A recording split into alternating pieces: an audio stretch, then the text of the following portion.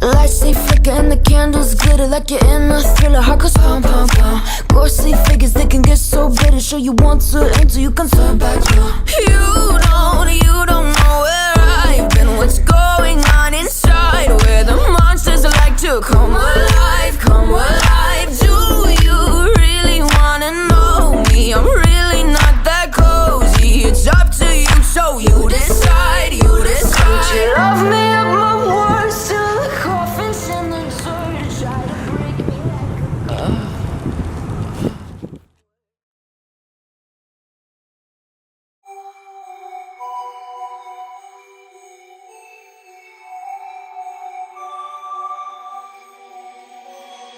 Writers, write what they know. Liars, write what they wanna show. Singers, sing what they told.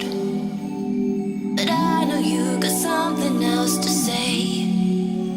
Like secret language, speaking in tongues. Snake like, don't like, you will never run.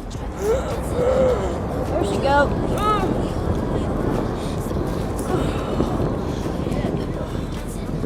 Oh, yeah. You good? I think you OD'd, bro. You got letters sprinkled all over your body. If I join up the dots, it makes me feel naughty.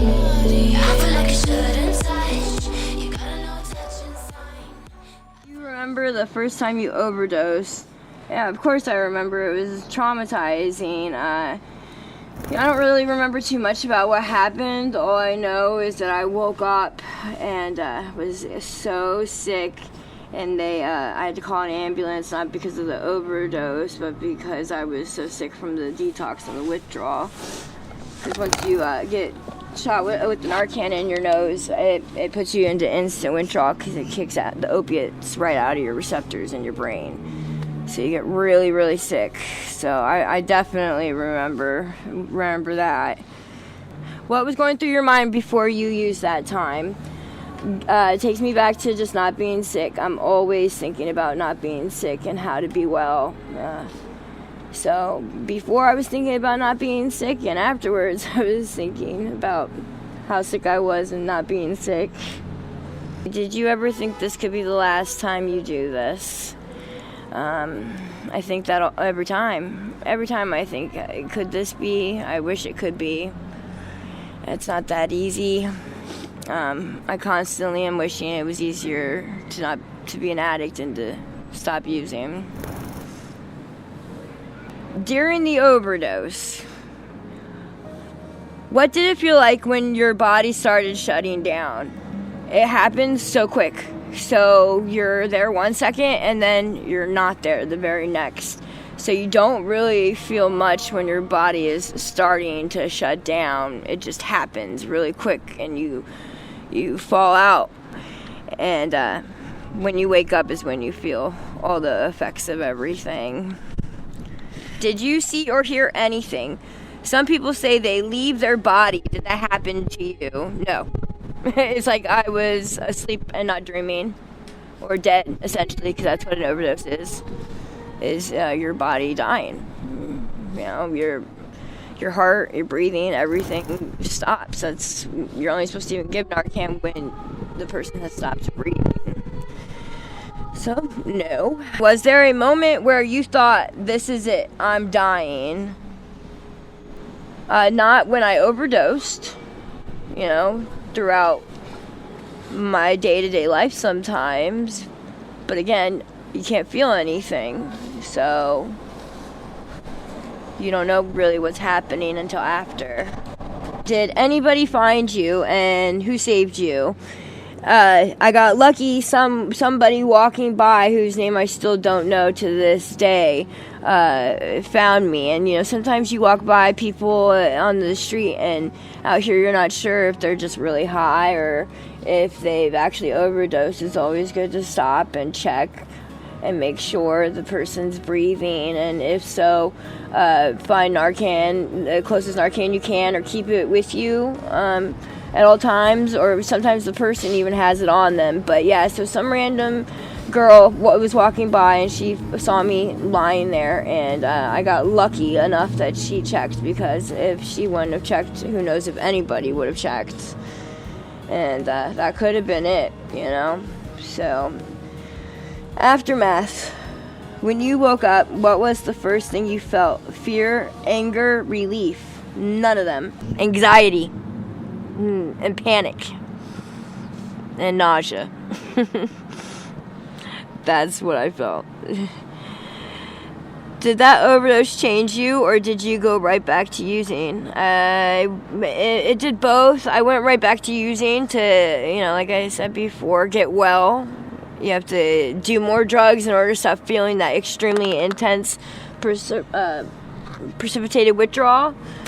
But it changed me in a sense that I'm more careful before I use about being with somebody or the amount that I use. What was the scariest part about surviving an overdose? Reality setting in that I could have been dead, or was. It was very scary. How many times have you overdosed? Did each one feel different? I've only overdosed once, thank the Lord. Some people are like chronic overdosers.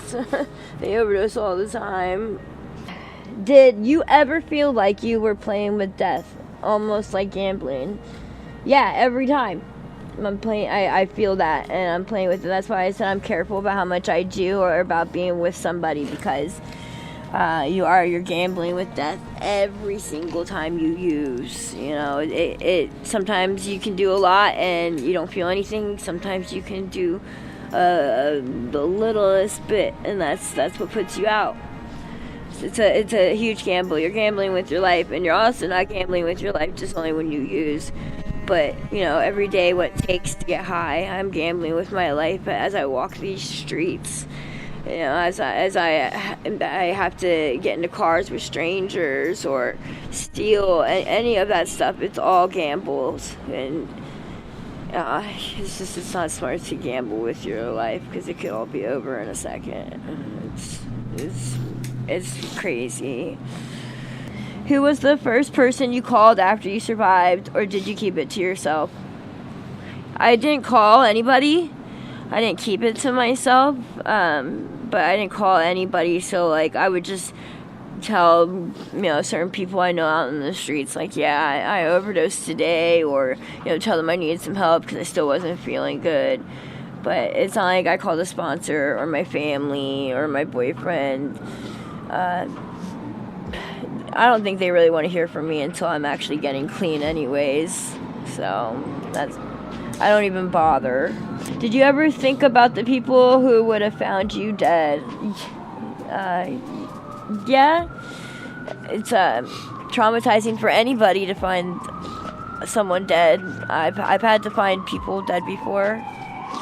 And it's very surreal and scary.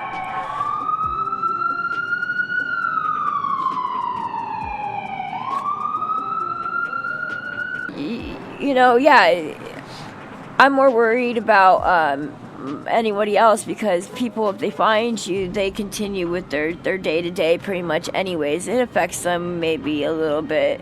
It affects them a little bit for whatever, for the day, but for the most part, they continue about their day. It's people who are close to you and know you who I would be worried about. Because I've seen people who are dead, and yeah, it's scary, a little sad. It could even be a friend, but unless it's someone you know and is close to you, it doesn't bother you. It doesn't really click.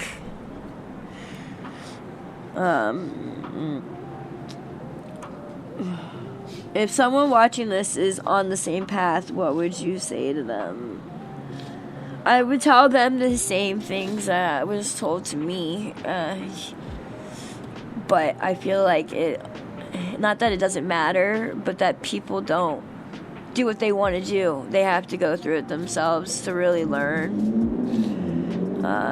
So I would obviously say not to get involved with any drugs at all, and stay in school, you know, and all that stuff that you're told. But it was told to me my entire life, and it didn't really click until I lived it. So my short-term goals are, I was trying to get into the methadone clinic and try and fight this again because it's been a while. I'm really tired of the chase. So more short-term goals is getting my ID, which is a lot harder than you think. Unless you have the $40 to just shell out. I gotta get my ID voucher from one of these places, go get it. So get my ID so I can get into the methadone program and then take it from there day by day. My current situation in my life right now is, I don't have a job. I don't, my family, my boyfriend, anybody who's been close to me and loved me and been there for me, has kind of put their hands up. And also within myself, I'm very depressed and lonely, and I'm tired, just tired, and I want to be able to live a normal life. So I'm trying to figure out what it is I gotta do now with no support, to figure out what it is I have to do to be able to succeed.